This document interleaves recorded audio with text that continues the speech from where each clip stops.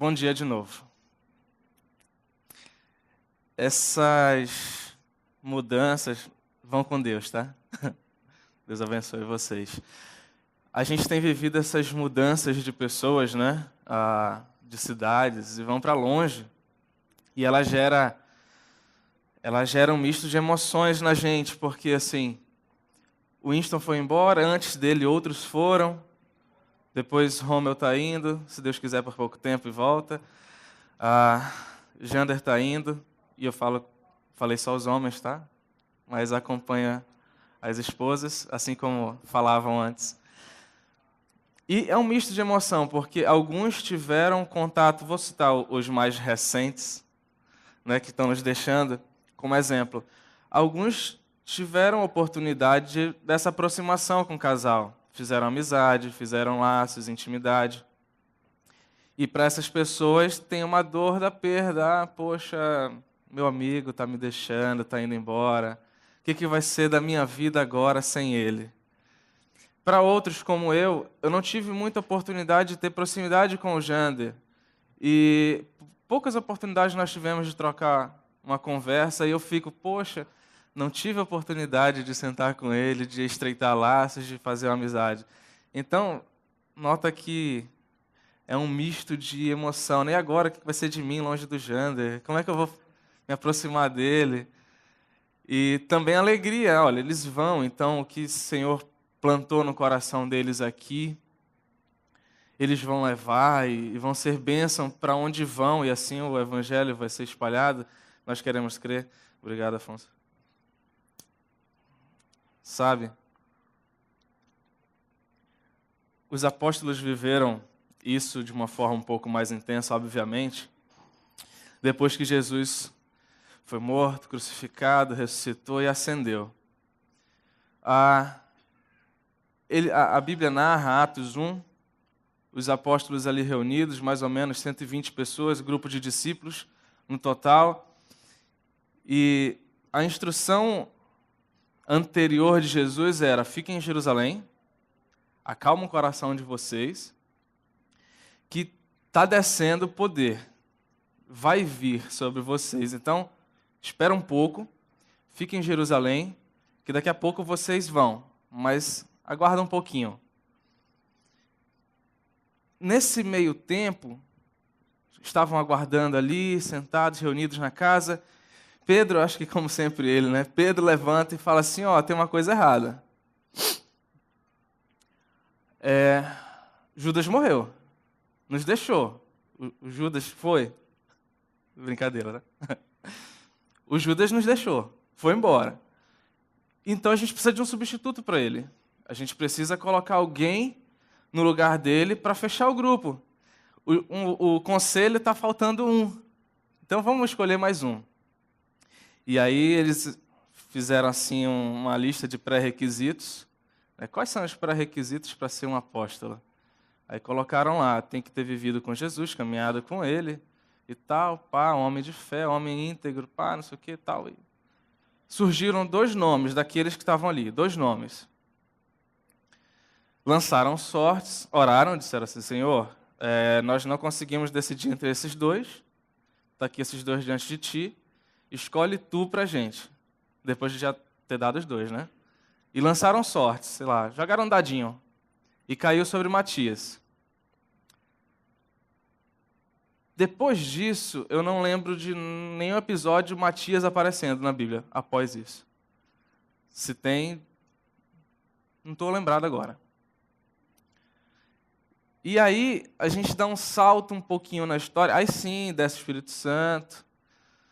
Ele vem. Acontece o episódio do Pentecostes, desce sobre eles, fala para todo o povo, em todas as línguas e tal, beleza, ok, pá. E a gente salta um pouquinho na história e vê Jesus encontrando com Paulo, derrubando do cavalo. A gente aceita que ele estava num cavalo, né? Derrubando, deixou cego, fez toda a transformação no Paulo e disse: é tu, vem. E depois Paulo é aceito no grupo dos apóstolos. E, quando a gente olha a Bíblia, só tem Paulo, depois de Atos. Assim, é muito Paulo, Paulo.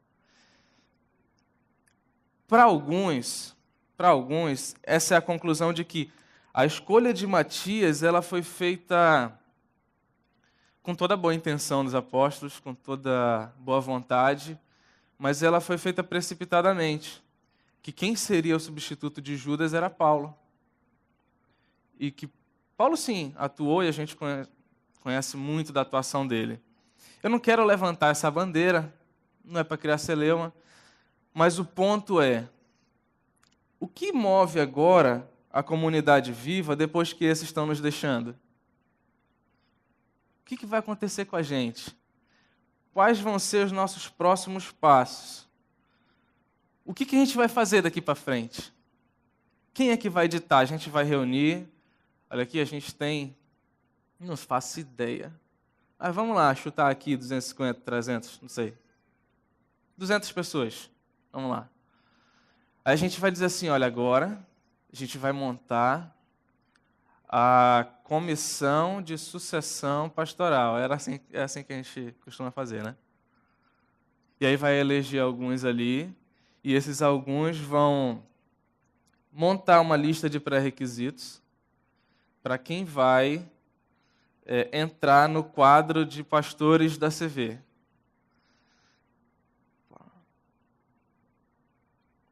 Vocês notam que é um pouco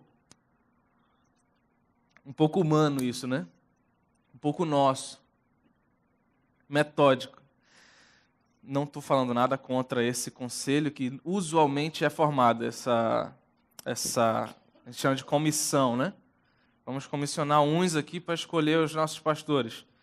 Não estou falando contra isso, eu estou falando contra essas tomadas de decisão sem um direcionamento claro do Espírito Santo. E aí que a gente começa a ler a Bíblia, eu vou usar aqui com vocês, o texto de João.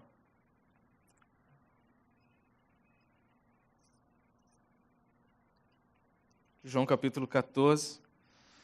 A gente vai ler somente os textos, os versículos de 25 e 26. Vou pedir ajuda aqui. Jesus ainda estava com os seus e ele falava acerca do Espírito Santo e ele disse: tudo isso lhes tenho dito enquanto ainda estou com vocês. Mas o Conselheiro, o Espírito Santo, que o Pai enviará em meu nome, lhes ensinará todas as coisas e lhes fará lembrar tudo o que eu lhes disse. Paulo lá na frente fala assim, não vos embriagueis com vinho, mas enchei-vos do Espírito Santo. Uma outra forma de dizer que nós somos o tabernáculo do Espírito Santo. E aí eu aprendi, pelo menos, hoje acho que já desaprendi isso, mas eu aprendi que quando a gente está cheio do Espírito Santo, a gente cai, a gente rodopia, a gente tem poder para isso, poder para aquilo, para falar de um certo jeito diferente e tudo mais.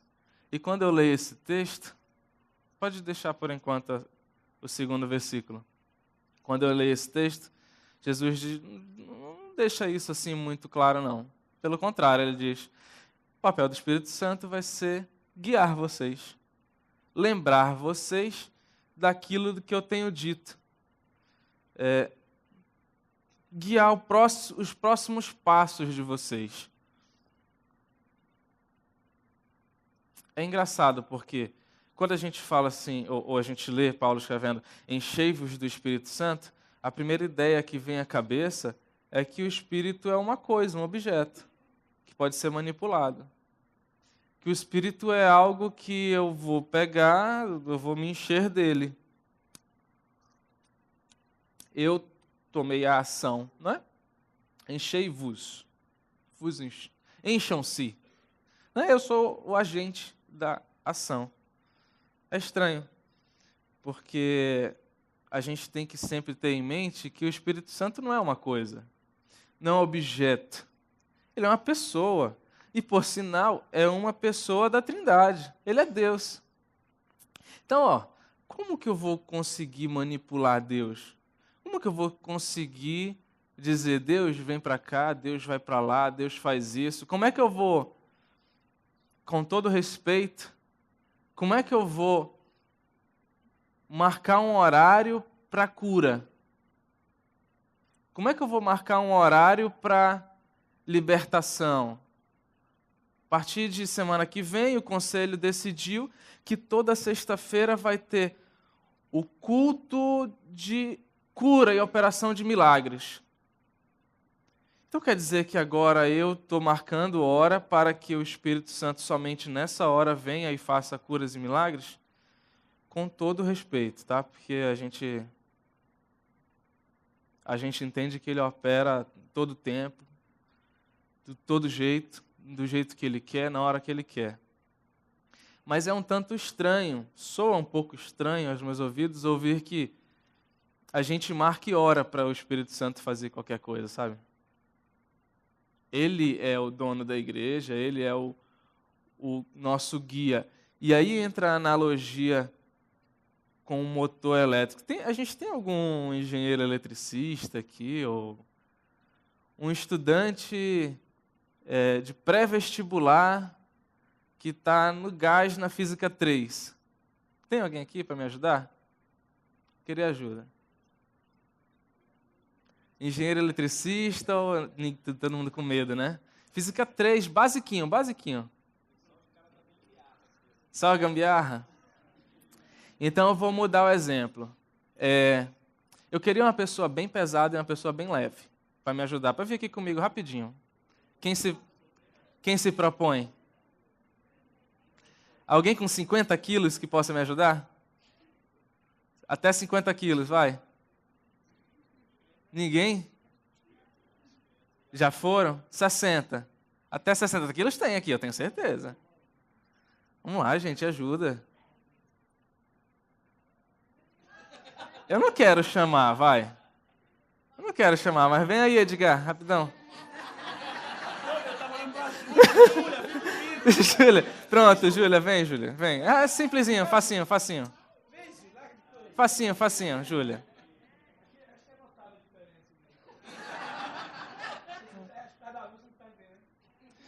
Sobe aqui comigo rapidinho, vocês. Agora na luz vocês vão ver, olha só. Bora lá. O que eu quero falar, e a gente fez analogia a um motor elétrico, ele se aplica à vida, tá? A todos os materiais. Então, eu vou pegar um outro exemplo aqui de mecânica. Ana Júlia empurra o Edgar lá para aquela porta e Edgar deixa ela te empurrar. Vai, leva ele lá para aquela porta empurrando. Vai, ajuda ela, isso. Beleza, pode voltar agora. E olha que ele dificultou ainda, né? Ele ainda deixou o peso ainda. Agora, Edgar, não deixa ela te empurrar, empurra ele para lá, vai. Faz força contra.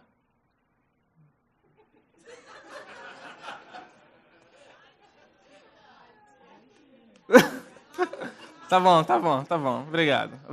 Era só isso? Só isso.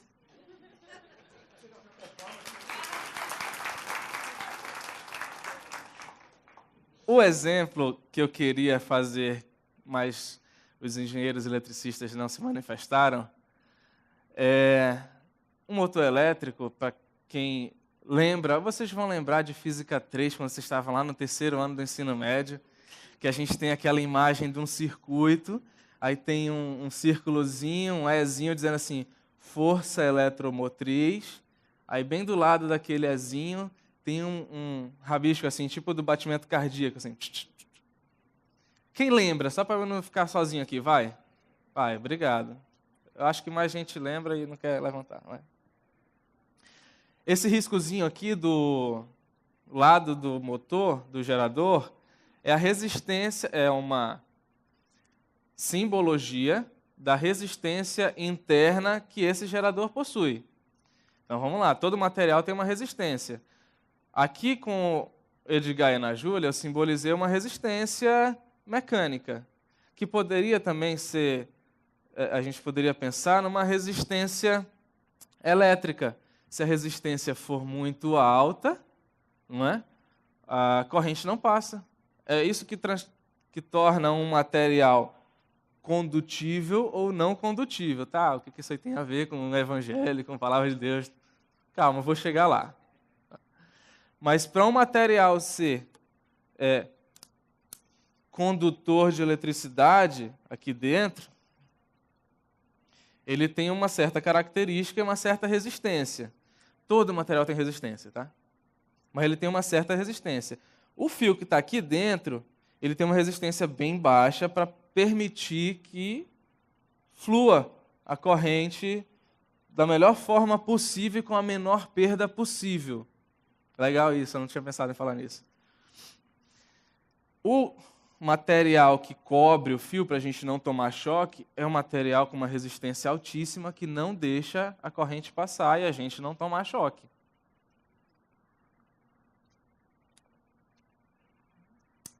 O que eu quero dizer com isso? Longe de mim dizer que a gente é mais forte que o Espírito Santo. Nunca vamos ser. Nunca seremos, né? Nunca serão. Nunca serão mais fortes que o Espírito Santo. Mas eu queria ler um outro texto para a gente aqui, que está em 1 Tessalonicenses 5,19. Já está aqui? Leiam para mim, por favor, em voz alta, bem curtinho. Vocês podem ler mais uma vez?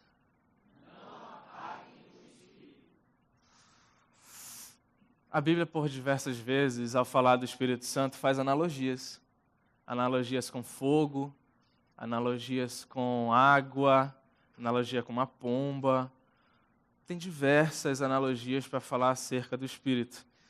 Nesse texto não apaguem o Espírito, comparando o Espírito a um fogo. Fogo. Em outras versões está, não extingam o Espírito, né? Extinguir. Pegar o extintor e apagar o Espírito. Então veja bem, se eu sei, você sabe, nós sabemos, vós sabeis, eles sabem, que o Espírito é mais forte, mais poderoso do que nós, é um ponto. Como Paulo está falando para a gente assim, não apaguem o Espírito. Ele está nos dando esse poder, né, de simplesmente extinguir a ação do Espírito Santo. Eu demorei a entender isso, mas demorei muito a entender isso. E aí a gente pensou na resistência dos materiais. Quando Jesus estava aqui e ele viveu com a gente, ele teve certas atitudes. Até quando Paulo estava falando do nosso momento de comunidade, ele disse assim... Cara, fugiu, o que falou? Ele disse assim, se você vê alguém perto de você, vá lá e faça. Eu poderia acrescentar, se você sente-se guiado pelo Espírito para fazer, vai lá e faça, não resista. Eu já tive experiências na vida de... Sabe quando você está num lugar, olha para alguém, e aí você sente assim, acho que eu vou fazer um negócio para essa pessoa.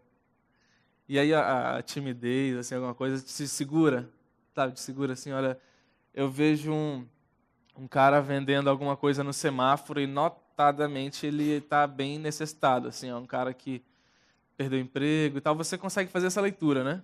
Essa pessoa perdeu o emprego, está passando dificuldades e está vendendo no semáforo. Várias vezes a gente consegue fazer essa leitura. Aí eu passo no carro e ali é uma questão de 30 segundos, né, do semáforo fechado, e olha e fala assim, cara, eu vou ajudar essa pessoa. Eu vou dar. Aí procura a carteira rapidinho, o sinal abriu. Aí você vai embora e não faz nada. Às vezes a gente tem um pouquinho mais de tempo para pensar.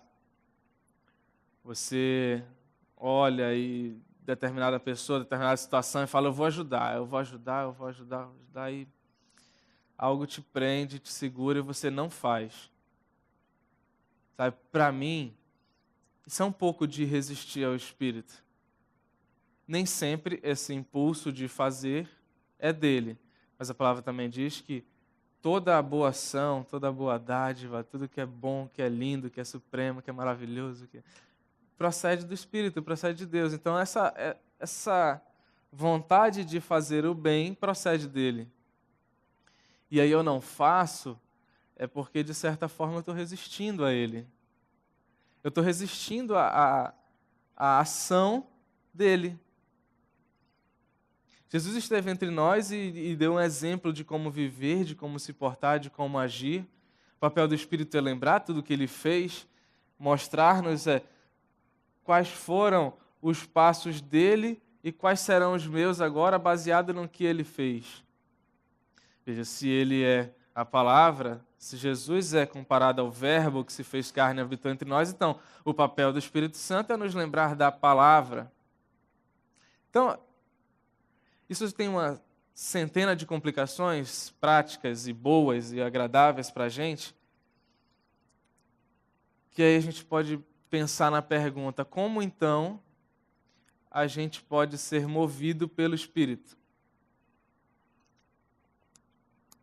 Como é que é isso? Que negócio é esse de ser guiado pelo Espírito?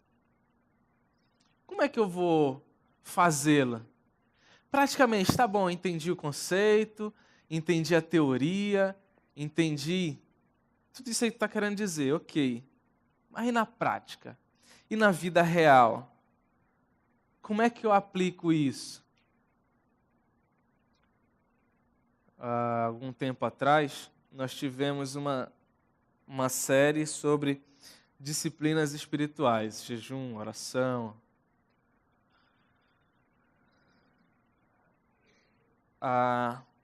Sempre você escuta aqui alguém falar assim: vem para o Viva a Palavra, a gente está estudando a Bíblia de uma forma gostosa e vem para o Viva a Palavra, é legal, você precisa, nós precisamos. Sempre você vê alguém falar assim: eu estava com um determinado problema, eu orei ao Senhor e Ele me respondeu.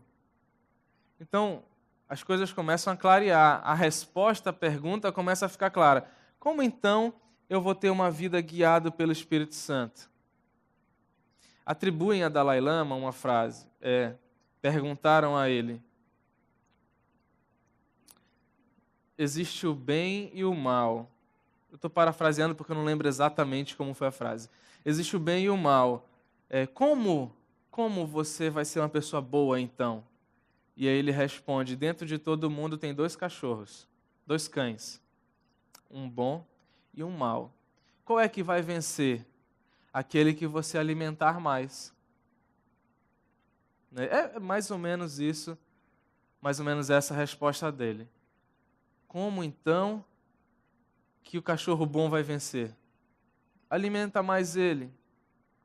Essa semana eu estava me preparando para cá e tudo, eu preciso de muito preparo, a diferença de alguns que fazem isso rápido.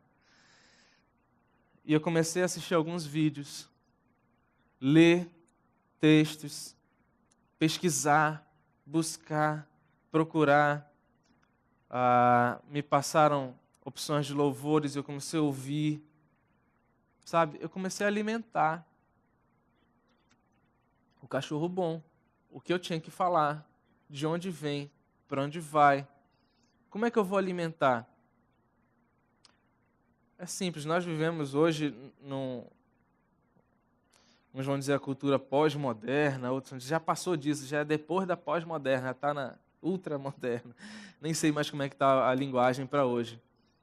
Que a gente tem diversas fontes de alimentação. A gente tem diversas fontes. Tem livros para tudo que é lado, de tudo que é tipo. Televisão com centenas de canais. Internet com milhões de sites.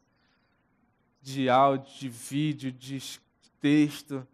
A gente tem infinitas possibilidades de alimentação. Até de Bíblia. A gente tem a Bíblia hoje no celular. A gente tem a Bíblia no papel. A gente tem a Bíblia, tem áudio, a gente tem diversas fontes de alimentação. Então, como que eu vou me alimentar de uma forma correta?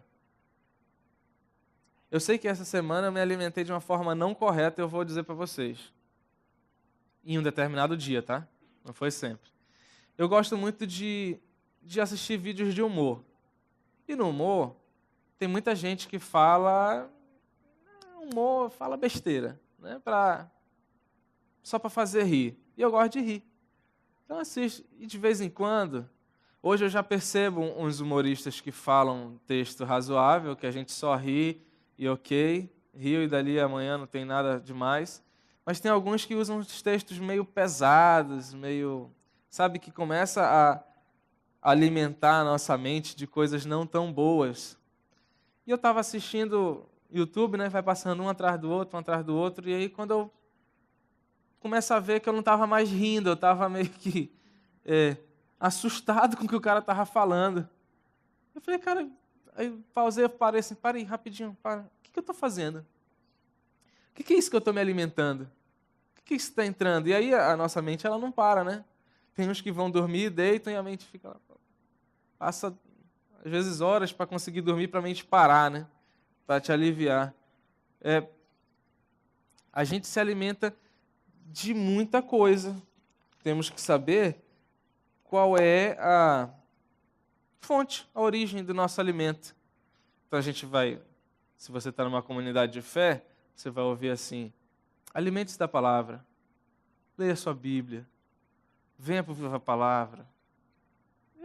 Essas coisas assim. Ouça bons pregadores.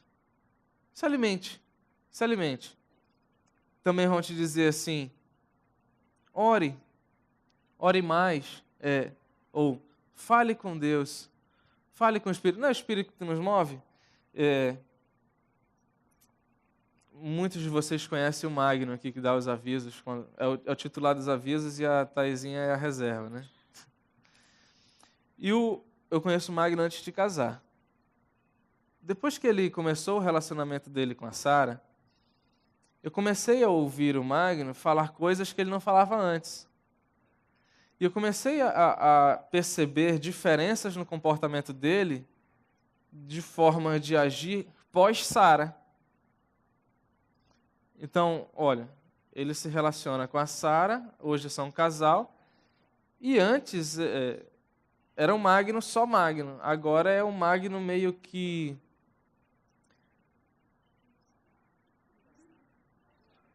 Vocês entenderam, né?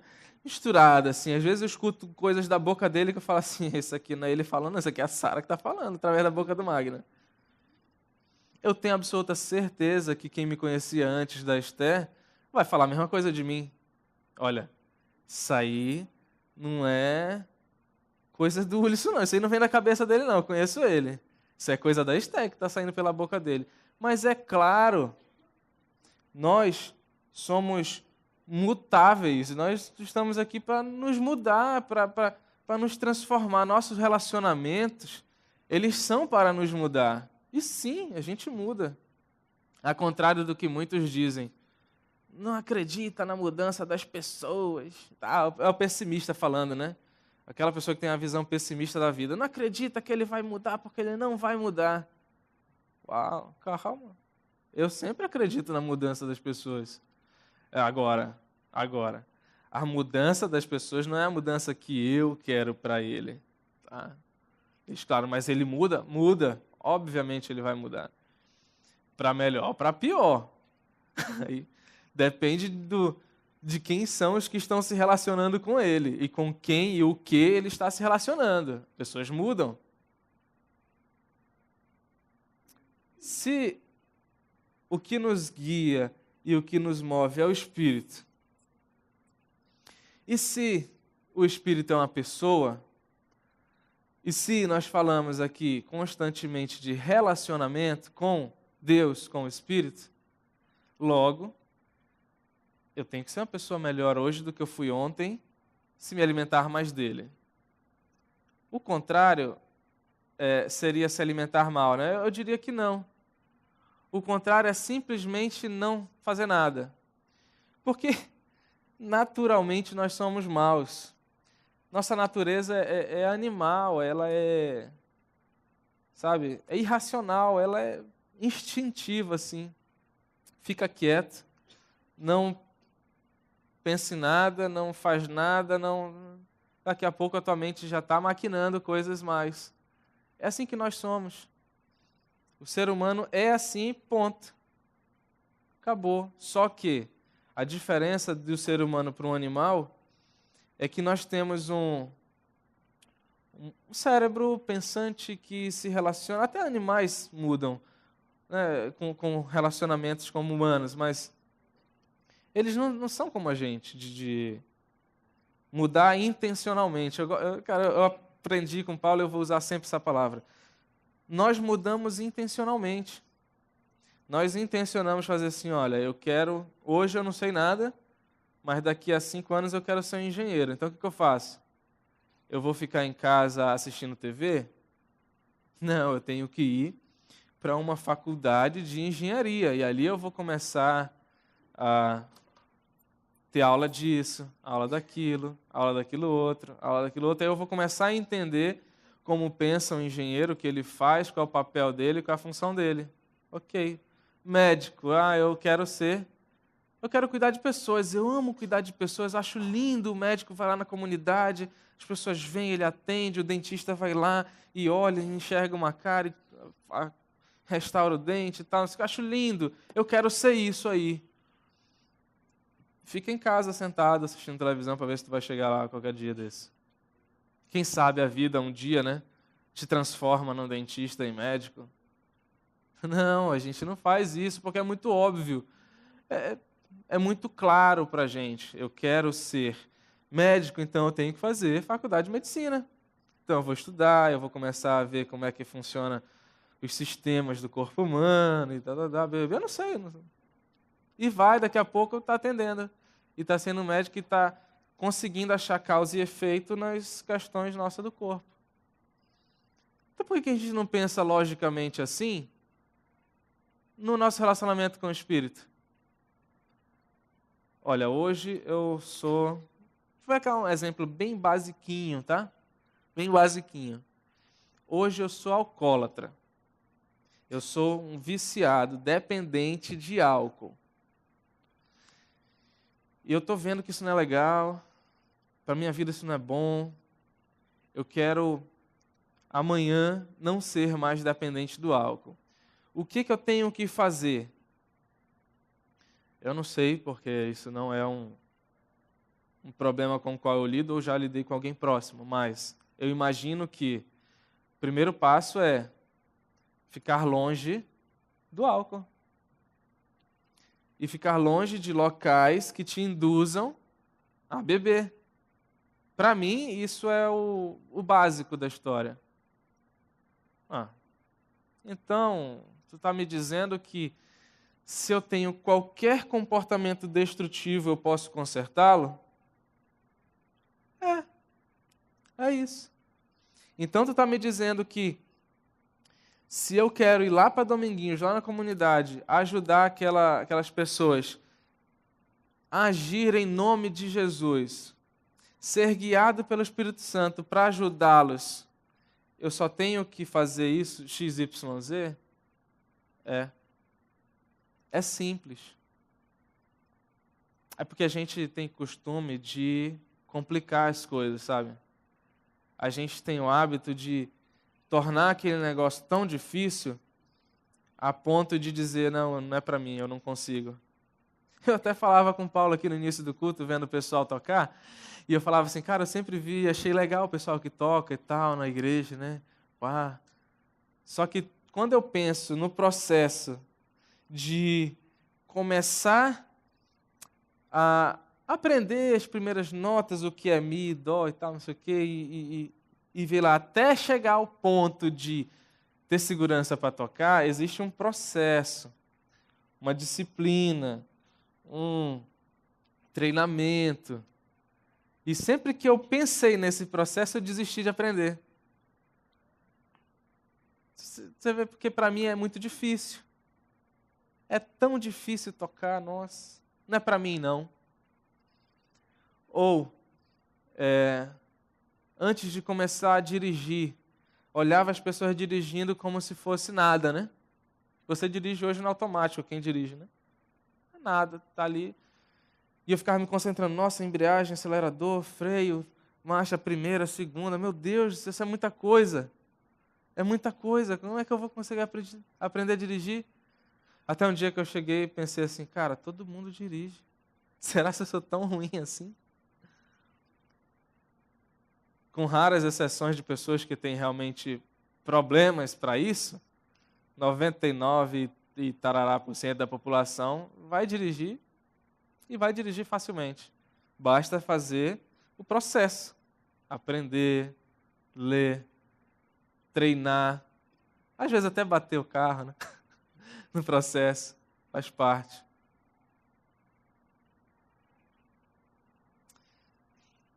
A questão nossa é que a gente quer complicar as coisas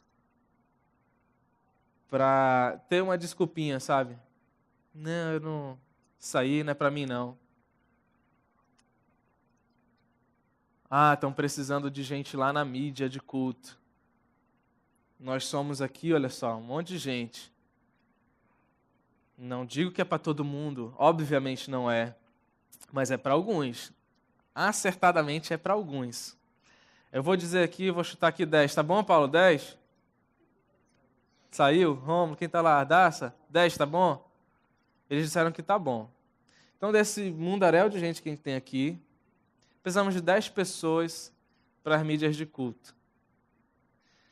Daí, você olha e fala assim, não, mídia não é para mim, não. Eu não sei por onde vai, não conheço, é muito difícil, não vou, não.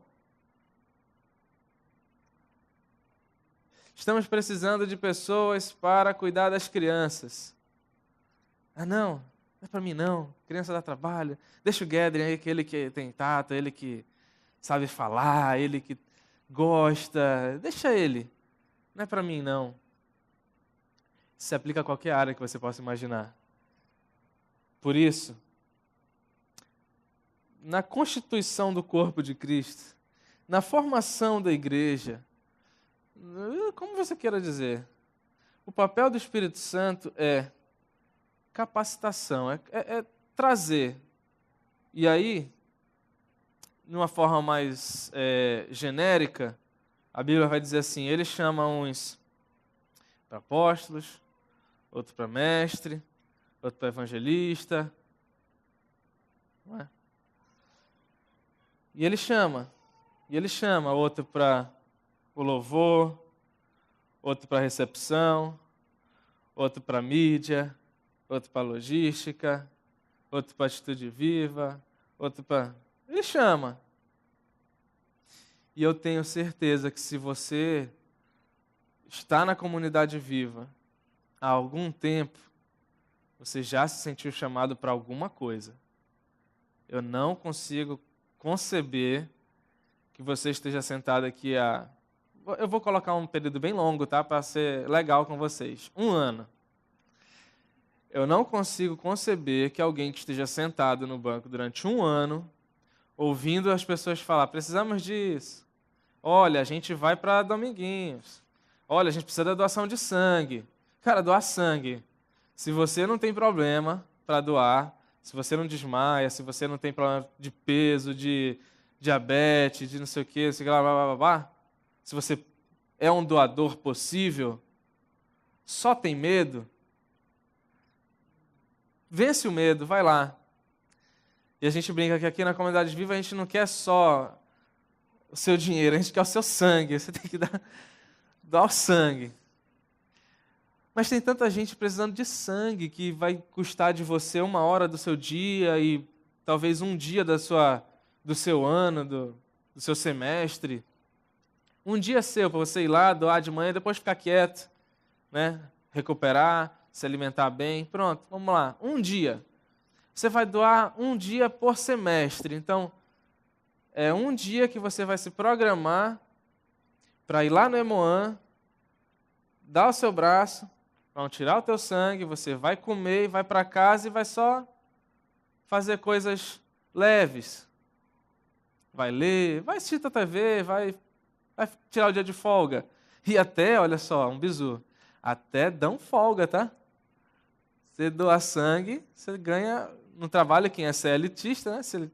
Quem trabalha no regime CLT tem direito a um dia de folga no ano para doar sangue. Olha só, qual é a sua próxima desculpa? Vamos lá. Volto a dizer, se você pode, tá? Tem uns que não podem. Eu não posso.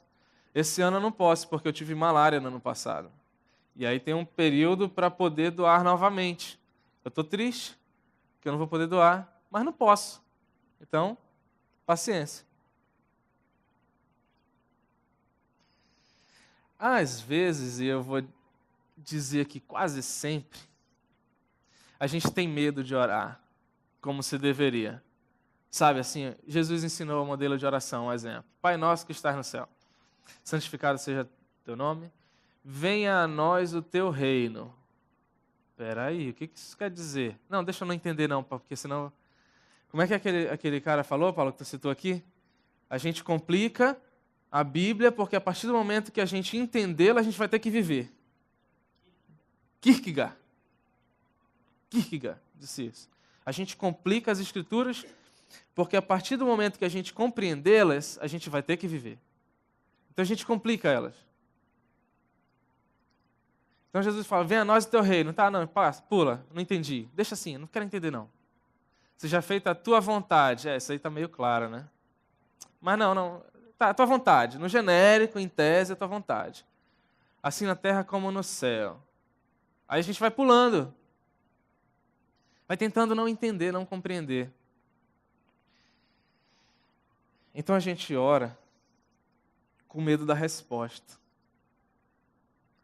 A gente ora dizendo assim, Senhor, eis-me aqui. O que tu quer de mim? Com medo da resposta de Deus. Senhor, para onde eu vou? Aí Deus responde assim, Recife. A gente ora com medo do que Deus vai falar de retorno. Sabe o que isso quer dizer? É que, citando o exemplo aqui do Edgar, vou me posicionar aqui. Quando a gente ora com esse medo do retorno, a gente está orando assim, ó. Senhor, envia-me, Senhor. O Espírito Santo é a Ana Júlia, né? Está tentando empurrar e tu tá... Senhor, envia-me, Senhor. Envia-me. Ah, Senhor, como a gente é palhaço. Nós somos muito palhaço. A gente brinca com Deus. A gente brinca de ser crente, a gente brinca de ser comunidade, de ser igreja, de ser cristão, de como você queira chamar, a gente brinca. Porque se a gente fizer só o básico, que é buscar a Deus, tentar entender a vontade dEle e viver, cara, o Brasil não seria mais o Brasil. Pelo IBGE, alguém me ajuda?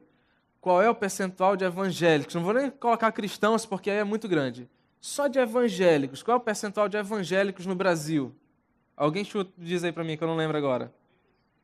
35. Censo 2010, eu acho, né? O último censo.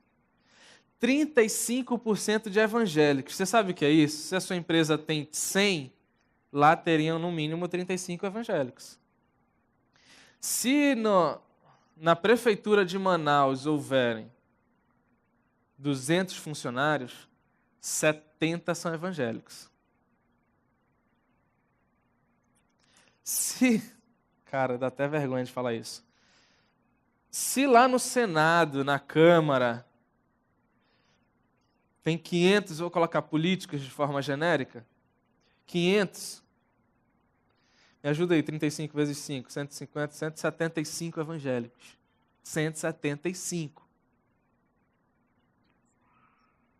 Por que o Brasil ainda está como está? Cadê esse fermento que não entra na massa e não leveda? Qual o problema com o fermento? Que fermento é esse? Que sal é esse que está sendo só servido para ser jogado e ser pisado?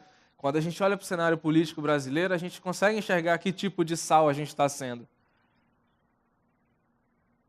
Quando a gente olha para... Olha, eu vou diminuir o foco, tá? Ou ampliar o foco, depende do seu ângulo de visão.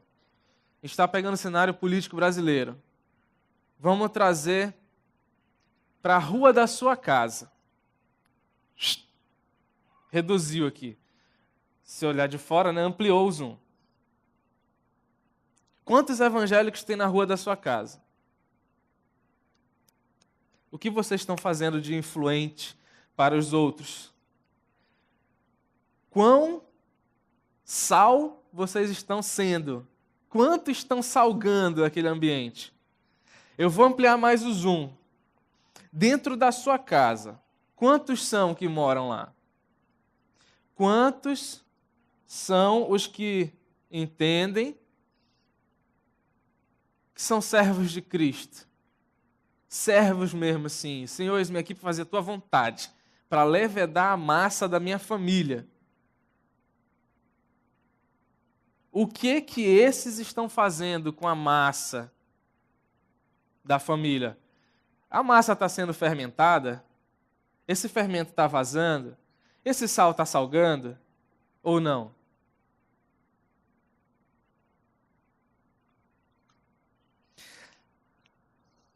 Spurgeon, um grande teólogo do passado, ainda fala hoje. Ele diz o seguinte, disse o seguinte: fé e obediência fazem parte do mesmo pacote. Aquele que obedece a Deus, confia nele. E aquele que confia em Deus, obedece. Você confia em Deus? Você tem fé em Deus? Fé em Deus de verdade, não é esse negócio de fé em Deus. Sabe esse negócio de fé em Deus? Não é essa não. A de verdade mesmo. Você confia nele? Você obedece a ele? Se a resposta para uma das perguntas for sim, para outra tinha que obrigatoriamente ser sim também. Se uma das duas perguntas a resposta for não, obrigatoriamente é não para as duas. Ou você obedece e confia, ou você não obedece e nem confia. Ou você nem obedece e nem tem fé. Para os que estão nos visitando, se há algum, a palavra é: tenha coragem, tenha fé em Deus, confie nele. E ele vai fazer transformações na sua vida. Ele vai mudar a sua casa. Chega, eu me tremo de falar isso.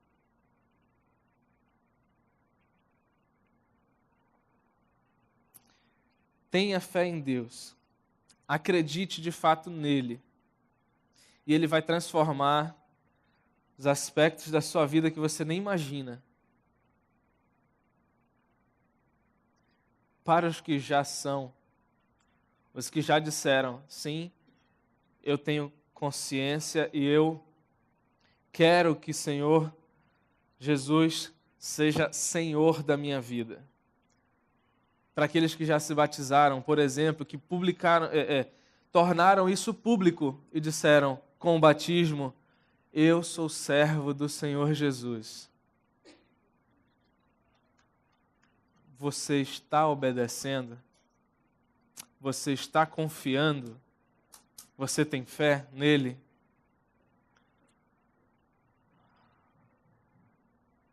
É um momento de a gente pensar. Eu não falo aqui como quem já tenha alcançado. Falava até de Paulo, né? Eu acho que eu estou copiando ele muito. Eu não falo aqui como quem já chegou lá, mas eu falo aqui como quem está lutando e chamando outros à luta. Se nós temos fé em Deus, nós devemos a Ele obediência. Obedecendo-lhe, todas as outras coisas acontecem. O sal salga, o fermento fermenta,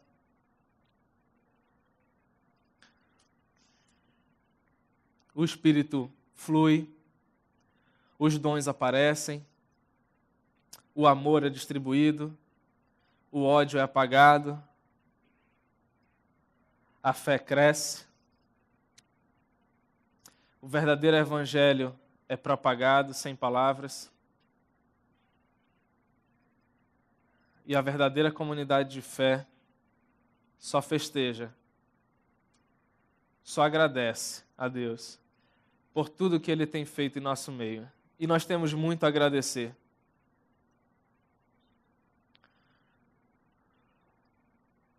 Eu vou puxar um último texto para a gente aqui, para a gente refletir nele. Gálatas 5:16.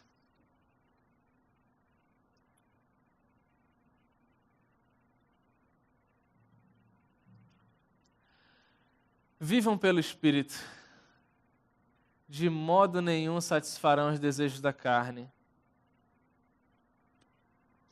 Vivam pelo Espírito, de modo nenhum o seu lado animal, natural, vai florescer. Sejam guiados pelo Espírito, de modo nenhum a sua natureza pecaminosa vai vencer. Vivam pelo Espírito, e de nenhuma maneira eu serei derrotado por mim mesmo. E olha que eu não estou nem citando o diabo. Não estou nem colocando ele na conversa. Eu estou dizendo, vivam pelo Espírito. Nós vivamos pelo Espírito. E de forma nenhuma nossas decisões serão erradas. Se nós conseguíssemos, no mundo ideal, no mundo perfeito, a cada decisão, a cada passo, ser guiada pelo Espírito, nós teríamos uma vida perfeita. E não é perfeita aos nossos olhos, tá? Não é perfeita, eu quero aquilo, vou conseguir. Eu quero aquilo outro, vou conseguir. Não é meu. Tomem posse. Pela fé, já é seu. Não é esse tipo de escolha e de fé que eu estou falando, não. Não é disso, não. É que a cada passo nosso, individualmente, como comunidade, como decisão comunitária ou como decisão individual, se for o Espírito que decidir por nós ou nos auxiliar nessa decisão, com certeza é a decisão certa. E nem sempre a decisão certa é indolor. Às vezes ela vem com dor. Às vezes ela vem acompanhada de um sofrimento momentâneo. Mas é o melhor. É o melhor. Sabe quando a mãe vai dar remédio pro filho e o remédio é ruim, é amargo? O que a mãe fala? Toma, filho, mãe, é ruim, eu não quero. Meu filho, é pro seu bem, toma. Não, é ruim, tá amargo. Eu não aguento isso. Eu tenho 3, eu falo com conhecimento de causa. É ruim, eu não quero tomar isso. Mas meu filho, escuta, meu amorzinho. É pro seu bem, você precisa ficar curado dessa doença, toma.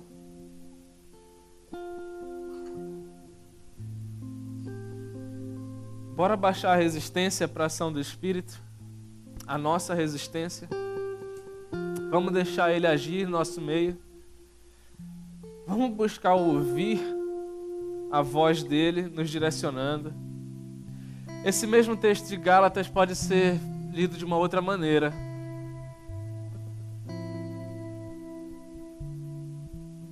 Até mais clara. Deixe com que o Espírito guie o comportamento de vocês.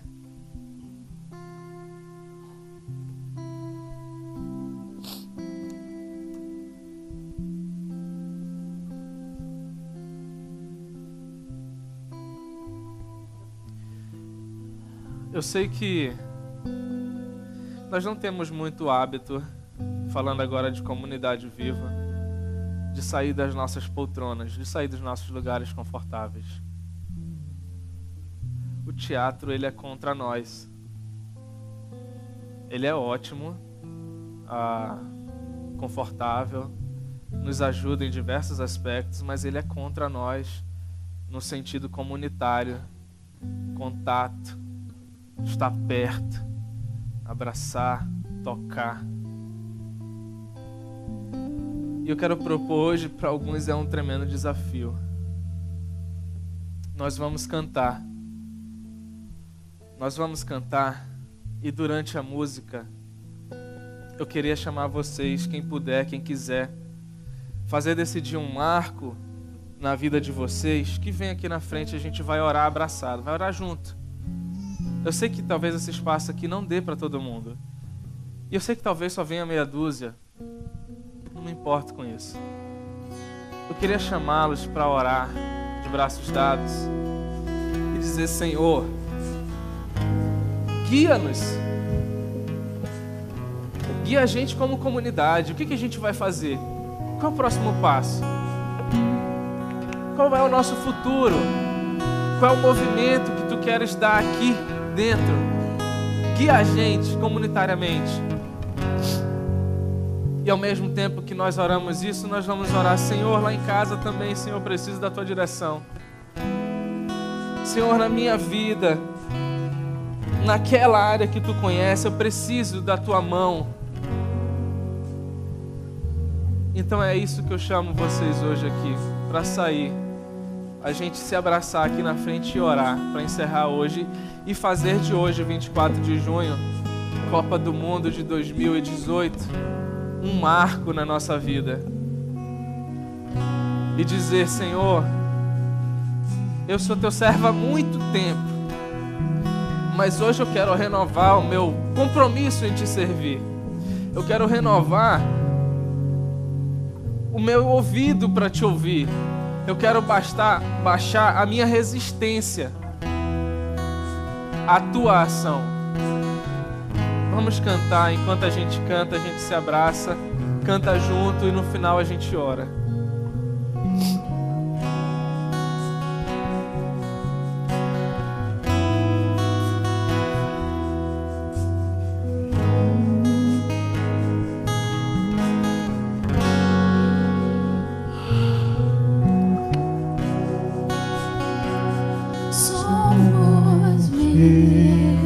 Estrangeiros, cansados de andar,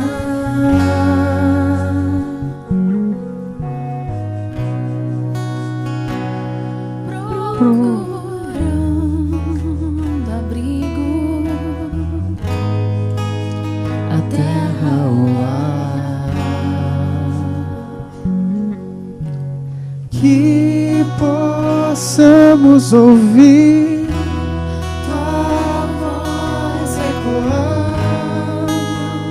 nos corações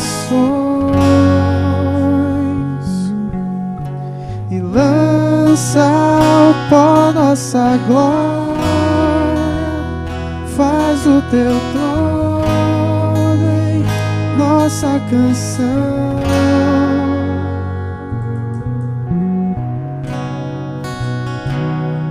Somos o teu povo, santa nação,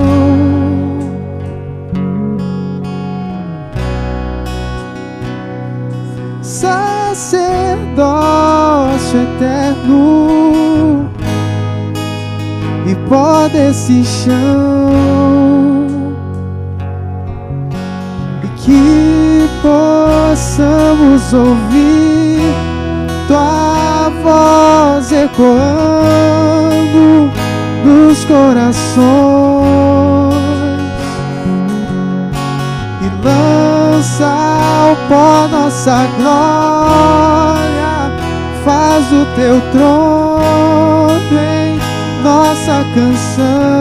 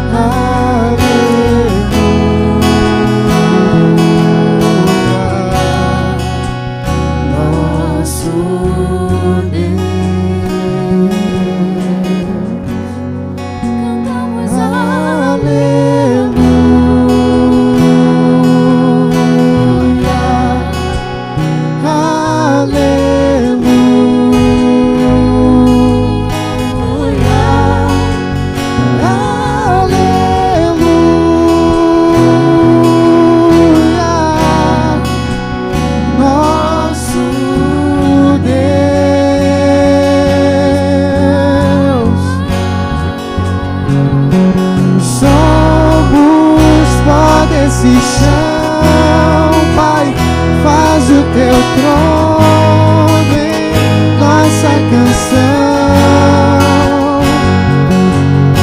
e dança ao pó nossa glória. Faz o teu trono em nossa canção e somos pó desse chão, Pai, faz o teu trono em nossa canção e lança ao pó nossa glória. Faz o teu trono em nossa canção.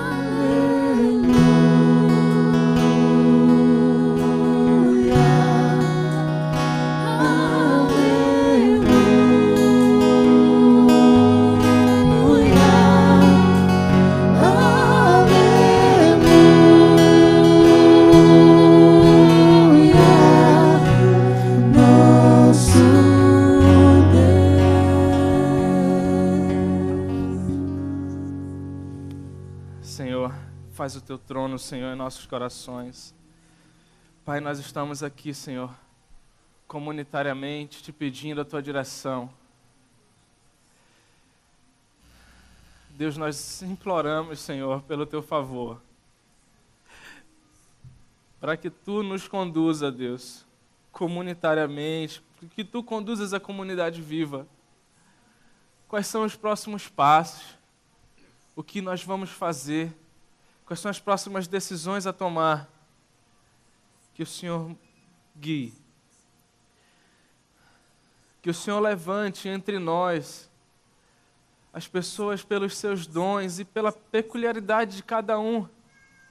Que o Senhor possa nos levantar para te servir, para salgar esta terra, para sarar a nossa terra.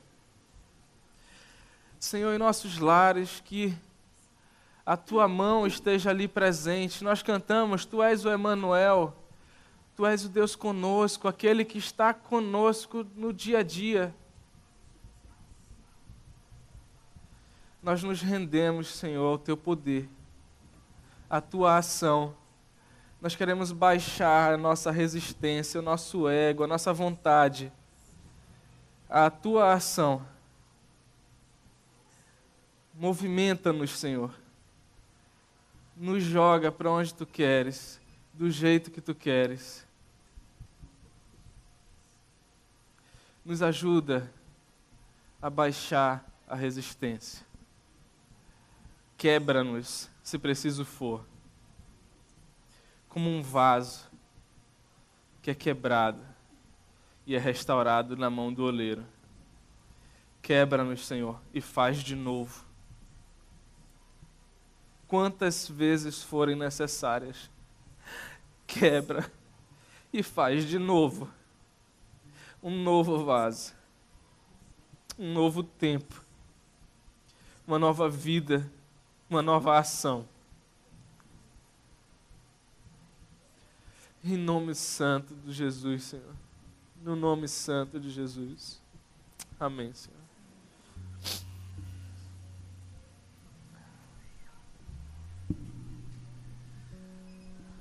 Tenhamos todos uma boa semana. Até o próximo domingo, se Deus quiser.